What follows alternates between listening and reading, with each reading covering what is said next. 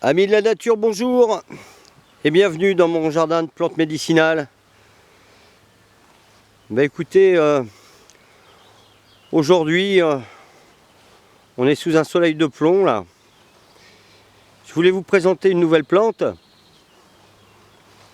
assez commune. Elle est là. C'est l'Achillée millefeuille. Voilà. Alors il existe pas mal de variétés, hein. Ça c'est la variété sauvage, la variété officinale.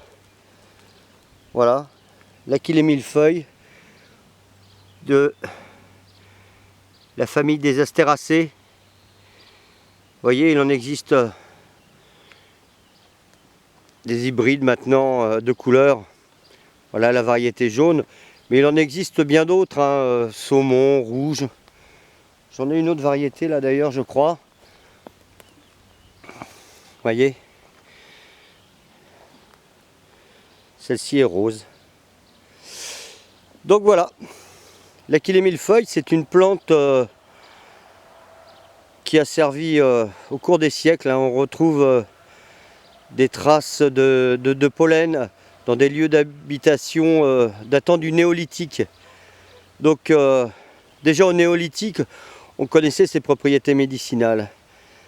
Voilà, c'est une plante astringente, donc qui va resserrer les tissus. Elle est hémostatique, elle va arrêter le sang. Donc c'était l'herbe des guerriers, quoi, hein. C'était très utilisé sur les champs de bataille pour arrêter ou diminuer les hémorragies. Voilà. Voilà cette plante.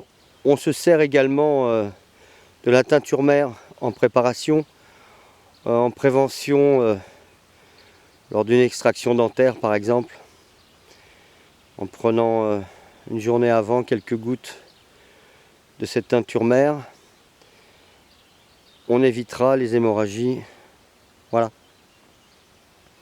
Donc pour la petite histoire, cette plante a été utilisée par Achille pour guérir ses guerriers, ce héros grec lors de la prise de Troie. Voilà, ça c'est pour la petite histoire. Maintenant, on va l'utiliser pour bien d'autres problèmes. C'est une plante très utile et qui va accompagner les femmes tout au long de leur vie. Comme les plantes précédentes que je vous ai présentées, c'est une plante hormonale, donc productrice de progestérone, progestérone-like, qui sont des hormones végétales, proches des hormones féminines, donc elle va régulariser et soulager principalement les jeunes filles lors des règles douloureuses. Donc elle a, elle a peu de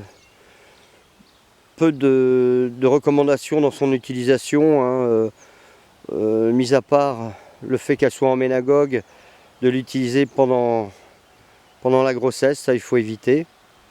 Il y a également des coumarines dedans, ce qui fait qu'elle peut être fluidifiante au niveau sanguin. Donc voilà, là les précautions particulières.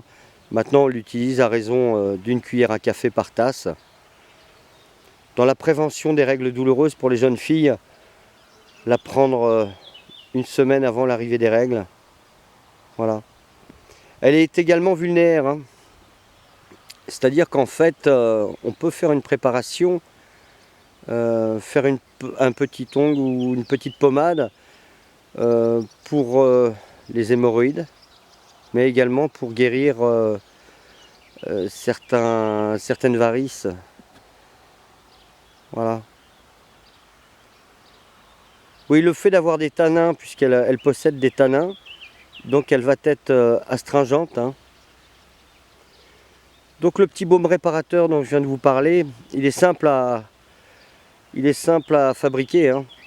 Vous prenez à peu près 90 grammes d'huile de coco.